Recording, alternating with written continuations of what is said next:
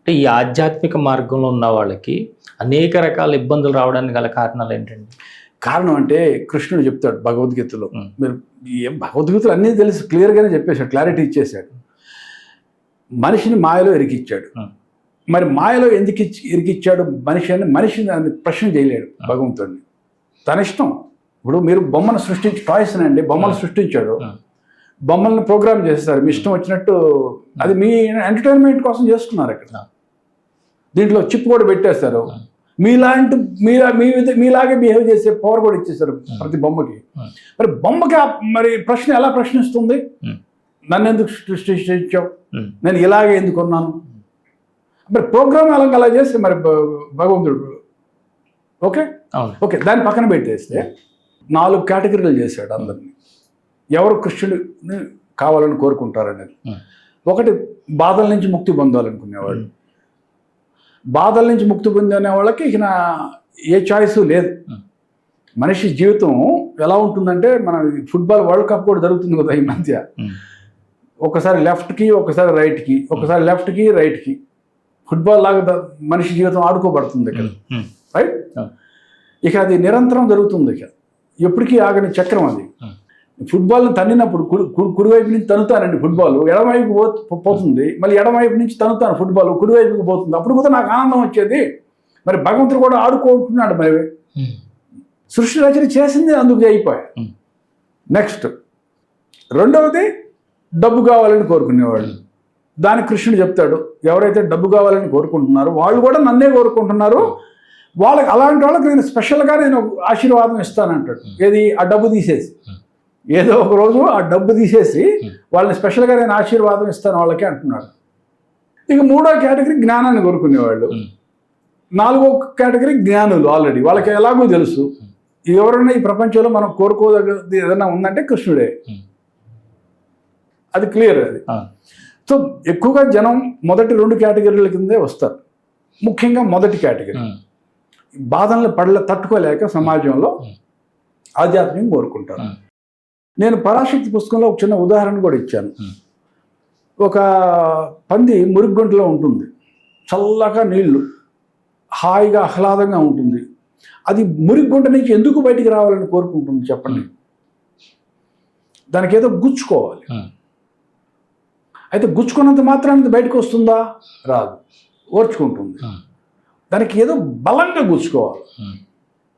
దాన్ని గుచ్చుకునేది ఏదో బలంగా, భరించలేనంత బలంగా గుచ్చుకోవాలి, అప్పుడు అది బయటకు వస్తుంది. ఒప్పుకుంటారా? రెండవది, దానికి ఇష్టమైన ఆహార పదార్థాన్ని తీసుకొచ్చి పెట్టండి, దాన్ని తినడానికి అది బయటకు వచ్చేస్తుంది. సో 2 పరిస్థితుల్లోనే అది బయటకు వస్తుంది మురిగుంట నుంచి. అందరి పరిస్థితి. లేదా ఎవరికైనా ఏమాత్రం కొంచెం కామన్ సెన్స్ ఉన్నా, జ్ఞానం అనేది ఏదన్నా మనం ఈ జీవితంలో సాధించదలుచుకున్నది ఏదన్నా ఉంటే అది కేవలం మోక్షమే, ఈ ముక్తి అనేది. వాళ్ళు ఎలాగో భగవంతుడు వెంటబడుతున్నారు. అన్ఫార్చునేట్గా ఉన్న వాస్తవం ఇది. అంతే అంతే. మరి భగవంతుడు అంటే మన తెలుగు వాళ్ళకే కాదు కదా, మన భారతదేశానికి వాళ్ళకే కాదు కదా. మనం పూజిస్తున్నాం మన దేవుళ్ళని, కరెక్ట్. మరి జపాన్ వాళ్ళు ఏమైపోవాలండి? అమెరికా వాళ్ళు ఏమైపోవాలి? ఆఫ్రికా వాళ్ళు ఏమైపోవాలి? వాళ్ళు మనుషులే కదా. మరి అందరికీ శారీరక నిర్మాణం ఒకలాగే ఉంది కదా. మరి భగవంతుడు అన్నప్పుడు అందరికీ ఒకటే కదా, శక్తి అనేది అందరికీ ఒకటే కదా. మరి అందరూ ముఖ్యమే కదా. అది ఏదైనా కూడా అంటే ఇప్పుడు శక్తిగా భావన చేసుకుంటే, ఎనర్జీ ఫామ్లో భావన చేసుకుంటే ఏ సమస్య లేదు. దానికి ఒక రూపాలు ఇచ్చినప్పుడు మాత్రమే సమస్య. ఇవన్నీ కూడా రూపాలు ఇచ్చింటే అది అణువుపాయం కింద వస్తుంది కదా. మరి ఇప్పుడు ఏదో ఒక మనం రూపం ఇవ్వాలి కదా మొదట్లో. మరి రూపం ఇస్తేనే కదా మరి ఆ స్టేజ్ పెరిగేది. మరి అవును, ఇప్పుడు చెప్పాను కదా, సత్వగుణం, రజోగుణం, తమోగుణం అనేది 3 సమానంగా రావాలి. ఏదో ఒక గిమ్ముకి చేయాలి కదా. ఆ 3 గుణాలని సమతుల్యత స్థితికి రావాలంటే ఇది పాపం, ఇది పుణ్యము అనేది మనమే దాన్ని డిక్షనరీలో రాసుకోవాలి ముందు. ఇది ఎలా ఉంటుందంటే, ఇది మా గురువు గారు స్వామి సహజానంద తీర్థుల వారు, ఆయన ఏంటంటే చాలా సూక్ష్మంగా చెప్పేస్తారు. ఉన్న విషయాన్ని మొత్తం రహస్యం అంతా ఒక ముక్కలో చెప్పేస్తారు. నేను గురుగారిని ప్రశ్న అడిగాను, గురుగారు మరి లోకాలు అంటాము, పురాణాలు, వైకుంఠం, స్వర్గం, రకరకాల లోకాలు త్రిమూర్తులు, దేవి దేవతలు, మరి వీళ్ళందరూ ఏమైపోవాలి? ప్రతి ఒక్కరు యోగాభ్యాసం నేను చేసుకుంటాను, నేనే బ్రహ్మాండ రియలైజ్, ఆత్మదర్శనం వచ్చేసింది, మోక్షం వచ్చేసింది. దానికి ఏమన్నారంటే, మీరు ద్వైత భావనలో ఉన్నంతకాలం ఇవన్నీ కరెక్టే. ఇప్పుడు మీరున్నారు, నేనున్నాను అనుకోండి, నేను జాగృత అవస్థలో ఉన్నంతకాలం ఇవన్నీ కరెక్టే. మీ స్టూడియో నిజం, ఈ వాటర్ బాటిల్ నిజం, నా కళ్ళద్దాలు నిజం. అదే నేను నిద్ర అవస్థలోకి వెళ్ళిపోతాను అనుకోండి, సుషుప్తిలోకి, ఇవన్నీ మాయమైపోయేలా. ఇదే విధంగా మనం జాగృత అవస్థ నుంచి సమాధిలోకి అడుగు పెడుతున్నప్పుడు మాయమైపోవడం మొదలైపోతుంది. అయితే ద్వైతం మిగిలి ఉంటుంది, ద్వైతం ఇంకా మిగిలి ఉంటుంది. ద్వైతం నుంచి అద్వైతానికి వెళ్ళినప్పుడు ఇక అనిపోతాయి. ఇప్పుడు ఆంజనేయుడు ఉన్నాడు, ఆంజనేయుడు ఆ ద్వైతంలో ఉన్నంత కాలమే ఇప్పుడు రాముడు. యాక్చువల్గా అంటే థియరిటికల్గా చేస్తే అద్వైతంలో పోతే రాముడు లేడు, ఆంజనేయుడు లేడు. ఇక రెండు ఒకటే అయ్యారు కదా అక్కడ. ఆయన రాముడు ఉండేది ఆయన గుండెల్లోనే పెట్టుకుని ఉన్నాడు, ఇంకెక్కడ లేడు కదా అక్కడ. అది కాన్సెప్ట్. మనం ఎక్కువగా ఇప్పుడు చూస్తున్నాం గురుగారు, కుండలిని శక్తి జాగరణ జరిగినప్పుడు ఎవరైనా చేయాలనుకున్నప్పుడు చేసినప్పుడు కూడా గురు పరంపరలో ఉన్నా కూడా, గురువు దగ్గర నుంచి తీసుకున్నా కూడా వాళ్ళల్లో రకరకాల ప్రకంపనలు, రకరకాల క్రియలు ప్రారంభమవుతుంటాయి. ఆ క్రియల్లో కూడా చాలా భయంకరంగా ఉంటాయి అంటుంటారు. అసలు ఎలాంటి క్రియలు ప్రారంభమవుతాయి, వాటిని ముందుగా ఏ విధంగా? అవి చాలా ప్రారంభికం అండి. అవి అసలు లెక్క పెట్టాల్సిన పనే లేదు. ఆ క్రియలు అనేది, అసలు క్రియలు జీవితంలో మొదలవుతాయి. క్రియలు అనేది ఇప్పుడు మన ఉదయం నిద్ర లేచిన దగ్గర నుంచి రాత్రి పూట దాకా మన దైనందిన జీవితం ఉంది కదా, డైలీ రొటీన్. ఆ క్రియలు మొదలైతే ఎలా ఉంటుందంటే, ఉదయం పూట మీరు ఏదో ఫ్యూనరల్కి వెళ్తారు ఎవరి దగ్గరకు, శ్మశానానికి, వెంటనే ఇంకొక మీ కర్మ లాగుతుంది, అక్కడ పార్టీకి పోవాలి సాయంత్రానికి వెళ్ళాలి, చాలా ఇంపార్టెంట్ పార్టీ. ఉదయం పూట శ్మశానానికి వెళ్తారు పార్టీ ఫ్యూనరల్కి, దుఃఖంలో, మళ్ళీ సాయంత్రానికి మళ్ళీ పార్టీకి వెళ్తారు. ఇక్కడ అంత వేగంగా జరుగుతాయి అన్నమాట క్రియలు. మీకు క్రియలు అంటే ఒట్టి శరీరంలోనే కాదు, అది శరీరంలో ప్రకంపనలు అనేది అది ఒకటి. తర్వాత రకరకాల భావోద్వేగాలకు లోనవుతారు, అదొకటి. తర్వాత బుద్ధి రూపేణా జరుగుతుంటుంది క్రియలు. అంటే ఒక్కోసారి ఎవరికి దొరకని ఒక సమస్యకి మీకు సమాధానంగానే కనిపెట్టిస్తారు, మీకు స్ఫురణకు వస్తుంది. మరి ఆ స్ఫురణకు వచ్చినప్పుడు అది బుద్ధికి సంబంధించినటువంటి క్రియ అన్నమాట. అదేవిధంగా ఒక్కోసారి మీ అహంకారం విపరీతంగా బూస్టప్ వచ్చేస్తుంది, మిమ్మల్ని అందరూ పొగిడేస్తారు గొప్పగా, మీ అహంకారం పెద్ద పైకి వెళ్ళిపోతుంది. కొంతమంది ఎవరో మిమ్మల్ని బూతులు తిట్టడం ఏదో చేస్తారు, అణిగిపోతుంది, అహంకారం అణిగిపోతుంది. సో క్రియ జరిగినప్పుడు అహంకారానికి సంబంధించినవి జరుగుతాయి, బుద్ధికి సంబంధించినవి జరుగుతాయి, మనస్సుకు సంబంధించినవి జరుగుతాయి, మన శరీరానికి సంబంధించినవి జరుగుతాయి. దాంట్లో కూడా ప్రాణశక్తికి సంబంధించినవి జరుగుతాయి, భౌతిక రక్తమాంసాల శరీరానికి సంబంధించిన క్రియలు జరుగుతాయి, రకరకాలుగా జరుగుతుంటాయి, చూస్తుంటాం కదా. అంటే చెమట పట్టడం, ఊగటం, అరవటం, మాట్లాడటం, రకరకాల భాషలు, అన్ని రకాలు జరుగుతుంటాయి. అవన్నీ భౌతికమైన క్రియలు. నెక్స్ట్ అసలు సిసలైన క్రియ ఇప్పుడు జరిగేది మీ జగత్తులో చుట్టుపక్కల. మీరు పూర్వజన్మలో ఎవడో వాళ్ళు జేబుదంగా అయి ఉంటాడు, ఎంతమంది జేబులు కొట్టేసి ఉంటాడు. ఇప్పుడు మరి యత్నం ఏదో గురువు కృపతోటి శక్తిపాతం జరిగింది, కానీ వాటి కర్మ ఫలితం అనుభవించాలి కదా, అది ఇప్పుడు కుదింపబడుతుంది. ఎవరో ఒకరు అతని జేబు దొంగ ఇప్పుడు బాహ్య జగత్తులో అతని జేబు కొట్టేయాలి. మరి దాని ఫలితంగా ఆ కర్మ ప్రక్షాళన అయితే కానీ అతనికి మాయమైపోడు ఆ జేబుల దొంగ, లేదంటే వాళ్ళు వెంట పడుతూనే ఉంటారు. ఇక మరి ప్రపంచంలో మనకి బాహ్య జగత్తులో జరిగే ప్రతి సంఘటన ఉంది కదా, అంత కర్మే కదా కారణం, వాస్తవంగా చెప్పాలంటే. ఇప్పుడు ఎవరైనా సరే దుఃఖాన్ని అనుభవిస్తున్నాడు, తను చేసుకున్న కర్మే కదా అది. దాని ప్రభావితం అయితే మీరు యోగాభ్యాసం చేయలేరు. ఇక ఆ విషయం గుర్తుపెట్టుకోండి. అంటే చిత్తంలో ఉన్నటువంటి వాటిని ఏ విధంగా వాటిని మనం మరి తీసేయాలి గురుగారు? దాన్ని వెనక్కి వెళ్ళే సాధ్యం? ఇప్పుడు మనమే చేసుకోలేం కదా.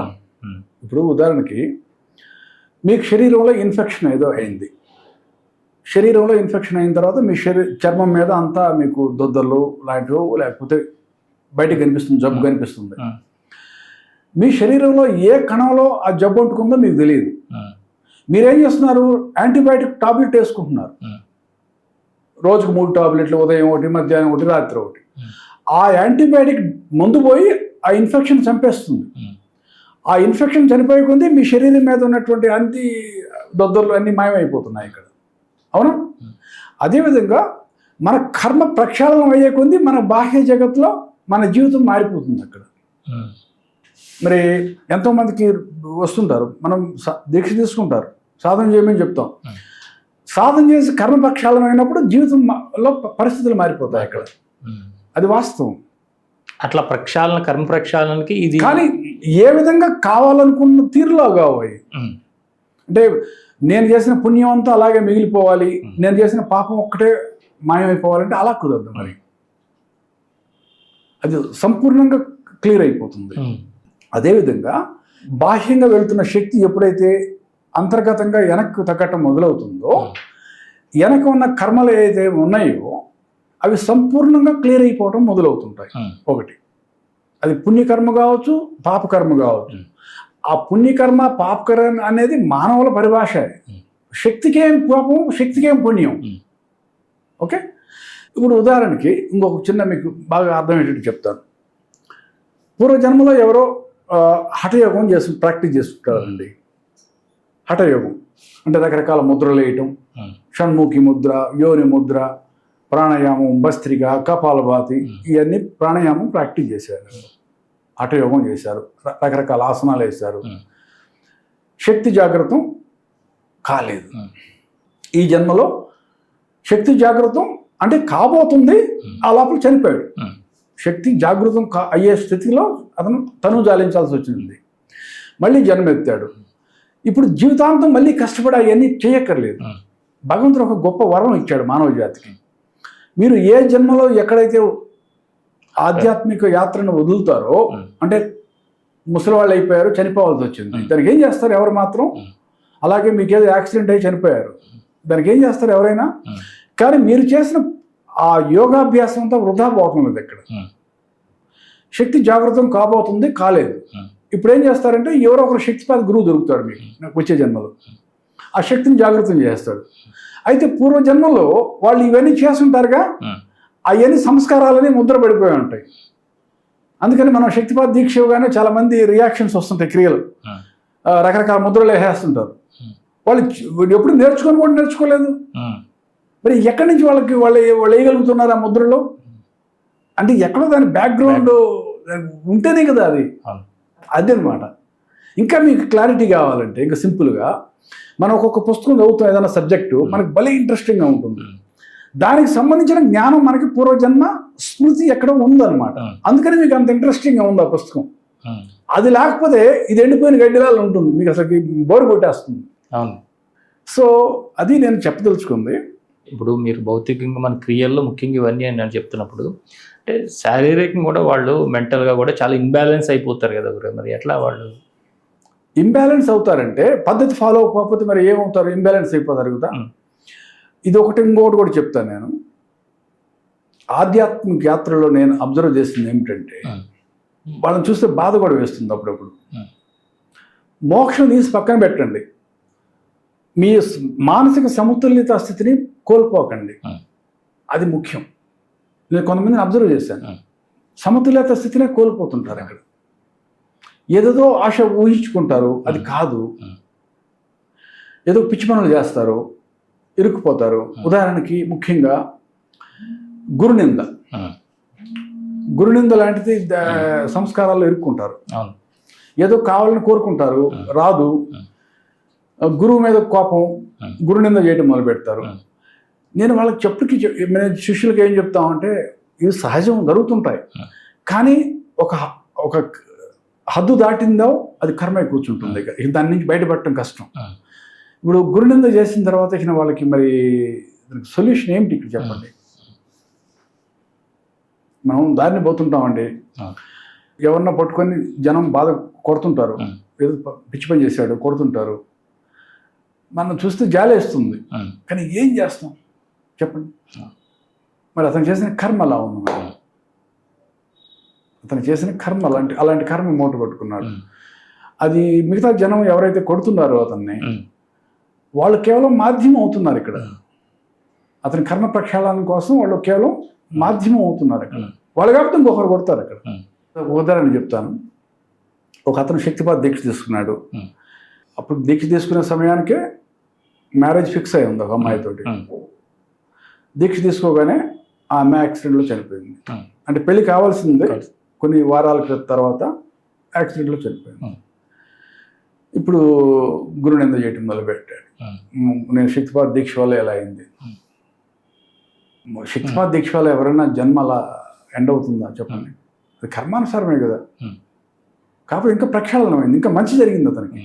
లేదంటే ఆ పెళ్లి చేసుకొని ఇంకా ఇరుక్కుపోయి ఉండేవాడు. అది జరిగేది అయితే ముందే జరిగిపోయింది, వదిలిచ్చేసాడు. అక్కడ మిస్ అవుతున్నారు అక్కడ విషయాన్ని. మిస్ అయిపోయి గురువుని బ్లేమ్ చేస్తారు. సరే, గురువుని బ్లేమ్ చేస్తారు, కోపం అది సహజమే. ఎవరికైనా మరి పెళ్లి చేసుకోవాల్సిన అమ్మాయి చనిపోతే గురువు మీద కోపం వస్తుంది కదా, మరి మీ వల్ల ఈ విధంగా జరిగింది అని.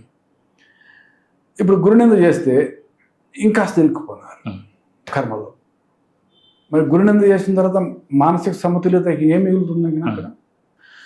రెండవది యాక్సిడెంటల్ అవేకనింగ్ అంటారు. అకస్మాత్తుగా శక్తి జాగృతం కావడం. అంటే ఏదో పద్ధతి ప్రకారం ఇప్పుడు మీకు జబ్బు చేస్తుంది ఎవరికైనా, డాక్టర్ దగ్గరికి పోతే దానికి డోస్ ఇస్తాడు కరెక్ట్గా. మీరు రోజుకి ఇన్ని మిల్లీగ్రాముల టాబ్లెటే వేసుకోవాలి, భోజనం చేసిన తర్వాతే వేసుకోవాలి అని క్లియర్గా చెప్తాడు. పద్ధతి అంతగా బాగానే ఉంటుంది, మీరు జబ్బు నుంచి ముక్తి పొందుతారు.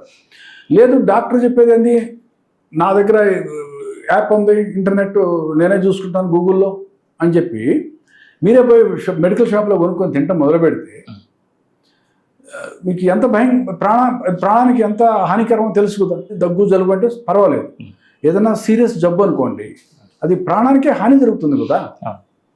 మీరు తీసుకోవాల్సిన కన్నా మోతాదులు ఎక్కువ తీసుకుంటారు, లేదా దానికి తగ్గ కాంబినేషన్లో వేరే మెడిసిన్స్ అవి తీసుకోరు. అక్కడ ప్రమాదం ఉందా లేదా? అసలు పద్ధతే కాదు అది. మరి వీళ్ళు కూడా మాకు గురువు అవసరం లేదు అంటే యాక్సిడెంటల్ అవేకనింగ్ లో వాళ్ళకి గురువు అవసరం లేదు అన్నట్టు ఏముంటుంది? ఆటోమేటిక్ గా జరిగేది కదా యాక్సిడెంటల్ అంటే. ఆక్సిడెంటల్ గా జరిగేది. వాళ్ళేం గురువు వద్దని అనుకోకుండా ఆటోమేటిక్ గా కుండలిని జాగృతి జరిగింది కదా. మరి వాళ్ళ ప్రమేయం లేదు కదా. ఏదో పిచ్చి పని చేస్తేనే జరుగుద్ది, లేకపోతే జరగదు. సహజంగా మామూలు ప్రతిరోజు మానసిక ప్రశాంతత కోసం ధ్యానం చేసుకుంటారు అనుకోండి, వాళ్ళల్లో యాక్సిడెంటల్ గా కుండలిని జాగృతి జరుగుతుందంటే మనం ఈ జన్మ ఒక్కటే తీసుకుంటే ఎలా? ఇప్పుడు పూర్వ జన్మల్లో వాళ్ళు చేసిన కర్మ అంతా ఇప్పుడు ఎక్కడికి పోతుంది? అక్కడ అది పూర్వజన్మ సుకృతం ప్రకారం ఇప్పుడు జరిగింది. కానీ ఇప్పుడు వాళ్ళలో వచ్చే పరిణామాలకి వాళ్ళు ఏ విధంగా దాని నుంచి బయటపడాలా, వాళ్ళు ఏ విధంగా దాన్ని చేయలేరు. యాక్చువల్గా చెప్పాలంటే మీకు ఆర్థికంగా ఎవరికైనా నష్టం ఉంది, ఎవరైనా సొల్యూషన్ ఉందా దానికి? మార్జిన్ ట్రేడింగ్ లాంటివి చేస్తుంటారు, విపరీతంగా నష్టపోతుంటారు డబ్బు. మరి నాకు చాలా నష్టపోయానంటే దానికి సమాధానం లేదు కదా ఎవరైనా, అవునా కదా?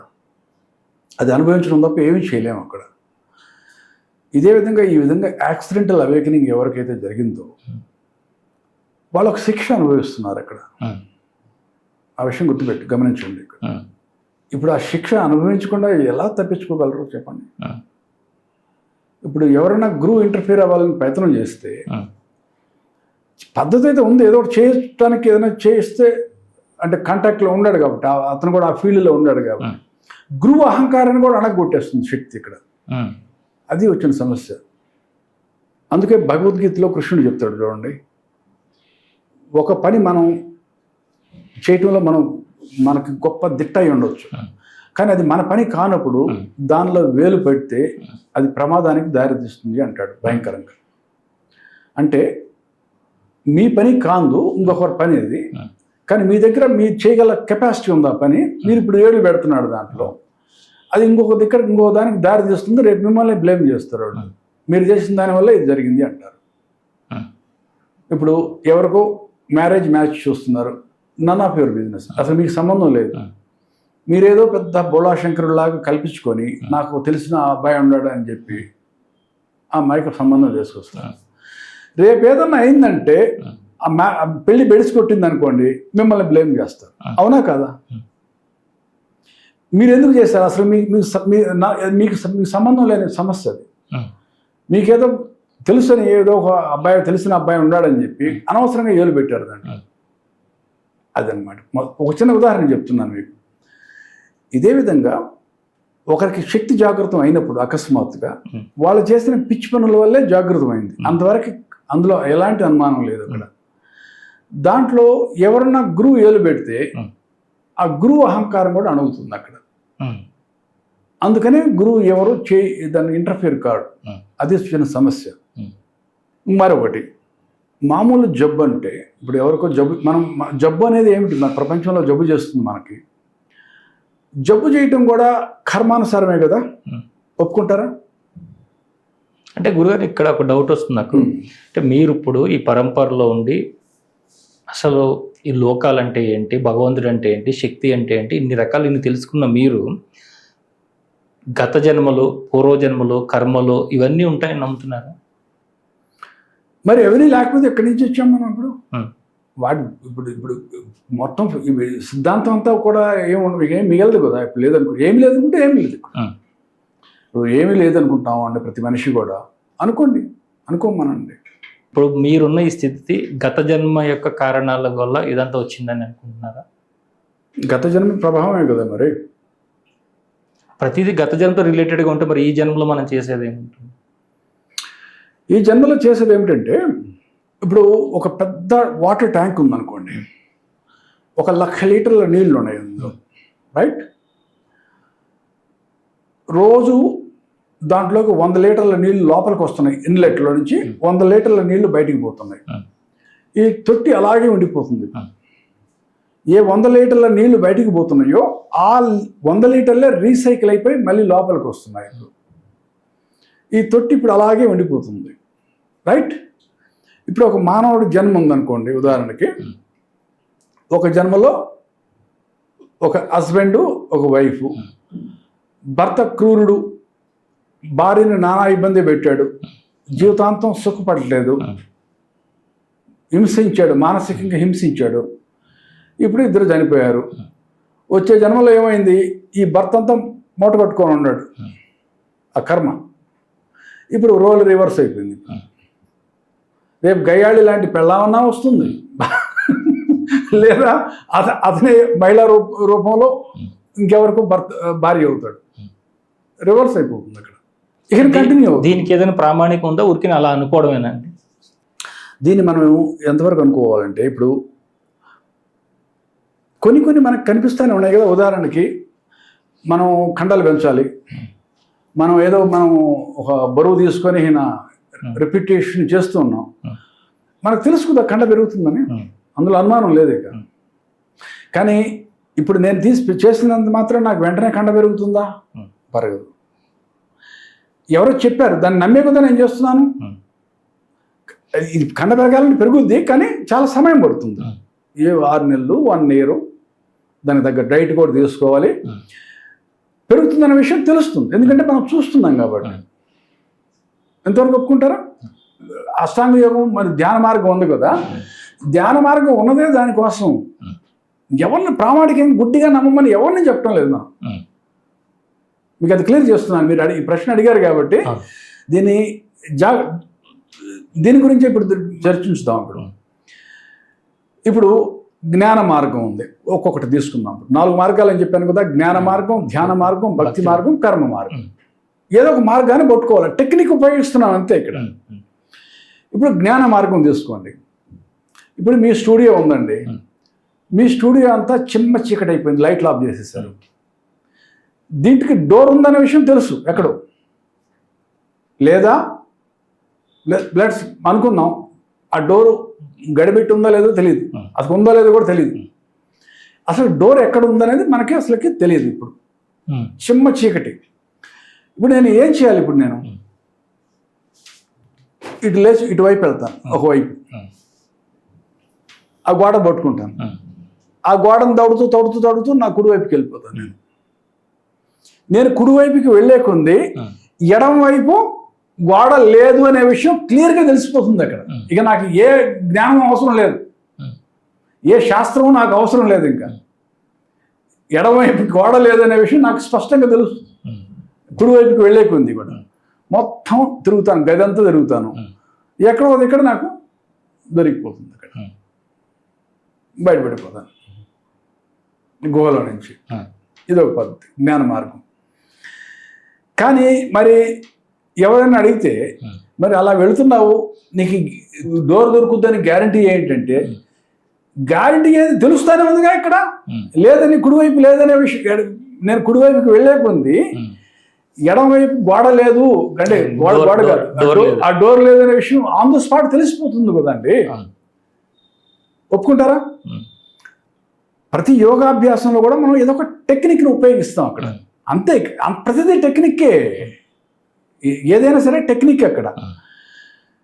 మరి అందరూ చెప్తున్నారు సమాధిలోకి పోతే ఏదో మ్యాజిక్ జరుగుతుందంట. అది నిజంగా జరుగుతుందా? ట్రై చేస్తే కదా తెలిసేది. ప్రాణాయామం చేస్తే, అనులోమ విలోమ చేస్తే ఏదో మనసు ప్రశాంతం అవుతుందంట. మనం ట్రై చేస్తే కదా చేసేది. మొన్న ఈ మధ్య ఎవరో క్వశ్చన్ అడిగారు నన్ను, సార్ కొంచెం ఇంతసేపు చేస్తే సరిపోతుందా అని. ఇప్పుడు నేనేమని అడుగుతానంటే, మీకు శక్తి కావాలండి, మీకు ఆకలి వస్తుంది, బలహీనంగా ఉన్నారు, ఎవరో వచ్చి నోట్లో భోజనం పెడితే మీకు ఏ ప్రయోజనం? ఒక స్పూన్ పెడితే, ప్లేట్ నిండా పెడితే కదా, ఒక ప్లేట్ నిండా తింటే అప్పుడు మీకు శక్తి వస్తుంది, ఎనర్జీ వస్తుంది. అదేవిధంగా ఇప్పుడు అనులోమ విలోమ చేస్తున్నారు, కనీసం అది చేస్తే కదా, కనీసం ఏదో 1-2 సార్లు చేసి నాకేమీ కాలేదంటే మీరు ఎక్కడ న్యాయం? మీరే చెప్పండి. అలాగే పరుగు పందాల్లో వెళ్తుంటారు, లాంగ్ డిస్టెన్స్ రన్నింగ్, చెన్నా తినరా, నీకు చెన్నా తింటే బాగా స్టామినా పెరుగుద్ది అంటాడు. అది చెప్పారు కదా అని చెప్పి ఒక చిన్న నోట్లు వేసుకుంటాడు ఉదయాన్నే. ఏం పెరుగుద్ది స్టామినా? తినాలి కదా చెన్నా, దానికి కొంత తింటే కదా పెరిగేది దానికి. చూడండి, ప్రతి దానికి కూడా సమయం పడుతుందా లేదా? ఈ ప్రపంచంలో బిడ్డ పుట్టాలన్నా 9 నెలలు సమయం పడుతుంది గర్భంలో, అవునా కదా? వేద జలుబు తగ్గాలన్నా, జలుబు చేసినా కూడా జలుబు తగ్గాలన్నా 3 రోజులు 4 రోజులు టైం పడుతుంది. ప్రతి దానికి సమయం పడుతుంది. చంద్రుడు భూమి చుట్టూ తిరగాలన్నా సమయం పడుతుంది, భూమి సూర్యుడి చుట్టూ తిరగాలన్నా సమయం పడుతుంది, ప్రతి దానికి సమయం పడుతుంది, అవునా? అలాగే ఎవరైనా మరి మెడిటేషన్ చేస్తూ ఎవరైనా చెప్తే ఏదో మ్యాజిక్ జరుగుతుంది సమాధిలోకి అని, మరి చేసి చూస్తే కదా తెలిస్తే కదా జరిగేది.